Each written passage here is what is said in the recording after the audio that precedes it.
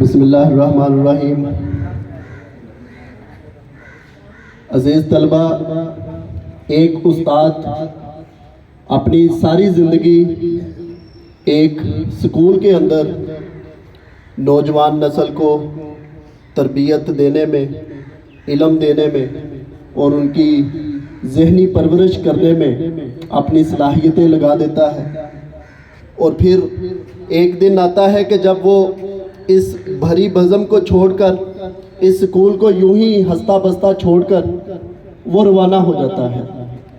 ایسے ہی ہمارے ایک استاد آپ کے درمیان، جنہوں نے آپ کو پڑھایا، آپ کے بڑے جو بھائی ہیں یا کزن ہیں ان کو پڑھایا، اس طرح آپ کے بہت سے بچوں کے والدین ہوں گے جو ان سے پڑھتے رہے، لیکن آج ان کا اس سکول میں آخری دن ہے۔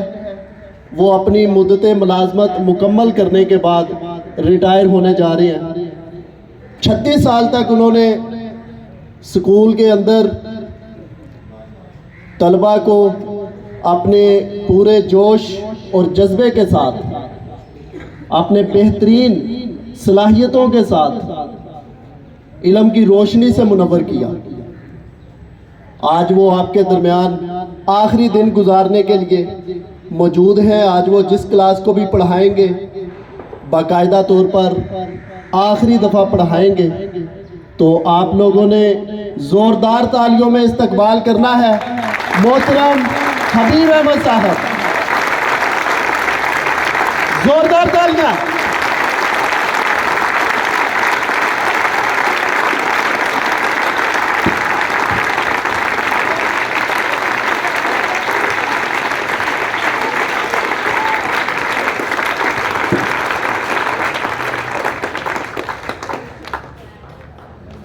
Sit down, please.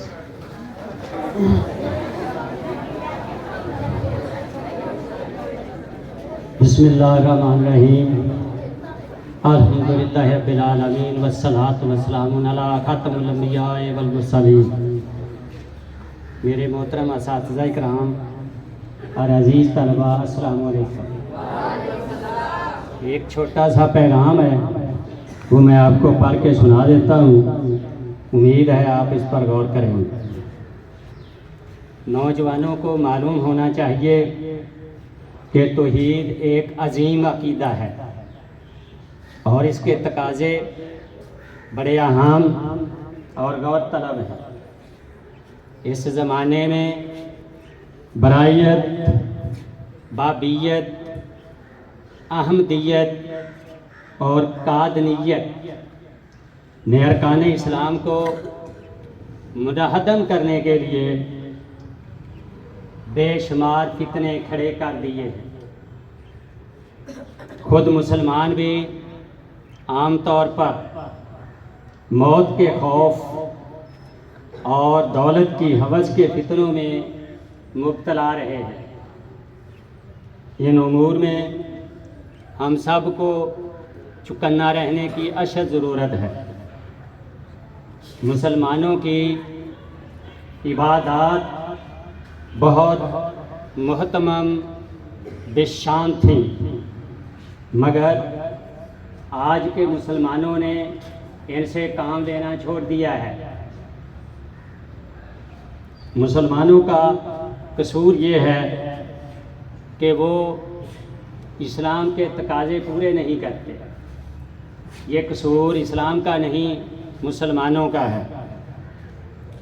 بر اعظم ایشیا مسلمانوں کی اکثریت کا وطن ہی نہیں، مختلف تہذیبوں کا مرکز بھی ہے، مگر افسوس ملوکیت، ملائیت اور استعمار نے یہاں کے مسلمانوں کو زوال زدہ بنا رکھا ہے۔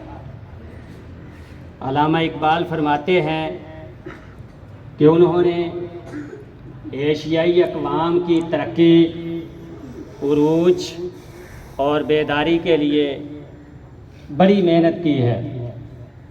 مسلمانوں کا نظام تعلیم فرسودہ ہو چکا ہے۔ یہ جدید تقاضوں سے ہم آہنگ نہیں کرتا۔ اس وقت میڈیا، سوشل میڈیا بہت ایڈوانس ہے. مسلمان قوم اس سے کئی ہزار سال پیچھے ہیں. اس کو بدلنے کی ضرورت ہے. نوجوانوں کو چاہیے کہ صاحبان دل اور علماء برحق کی صحبت سے فائدہ اٹھائیں. میانہ روی کو اپنا شعار بنائیں، پاکیزگی اختیار کریں، مطمع نظر بلند رکھیں، سخت گوشی اور محنت کا رویہ اختیار کریں. حلال روزی، سچائی، دیانتداری اور دین اسلام کی سختی سے پابندی اچھے مسلمان، اچھے نوجوان کے اوصاف ہیں. مسلمان باادب اور روادار ہوتا ہے، بے ادب نہیں ہوتا.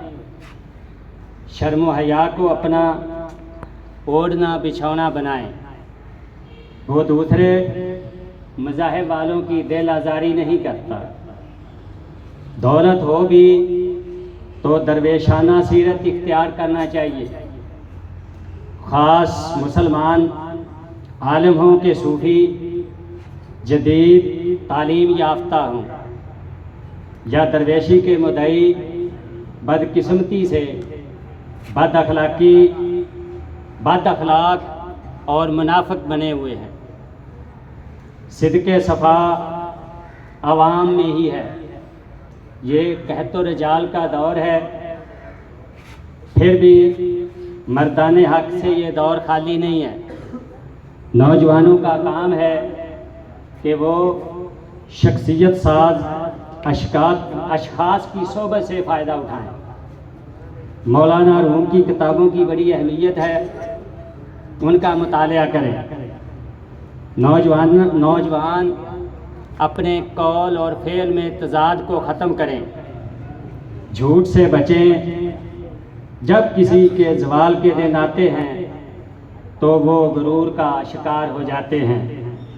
لہٰذا ہمیں بحیثیت استاد، بحیثیت طالب علم اور بحیثیت ایک نوجوان ان سب حالات سے نپٹنے کے لیے قول اور فعل کے تضاد میں فرق کو مٹانا ہوگا، سچائی کو اپنانا ہوگا اور اپنا کام محنت دیانتداری سے کرنا ہوگا.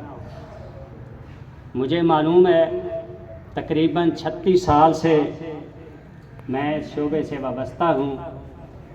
اکثر طالب علم ان باتوں کو اگنور کرتے ہیں. آپ کے ذمہ ایک فرض لگایا گیا ہے کہ آپ تعلیم حاصل کریں، اور اس مقصد کے لیے آپ کے والدین آپ کو تیار کر کے ادارہ میں بھیجتے ہیں، ہمارے سپرد کر دیتے ہیں. ہماری ذمہ داری ہے کہ ہم آپ کی اچھی شخصیت کو اچھے طریقے سے نکھاریں، آپ کو اچھی تعلیم و تربیت دیں. اور ہمارے اساتذہ اکرام اس سلسلے میں کسی بخل سے کام نہیں لے رہے. لیکن تالی ایک ہاتھ سے نہیں، دونوں ہاتھوں سے بجتی ہے.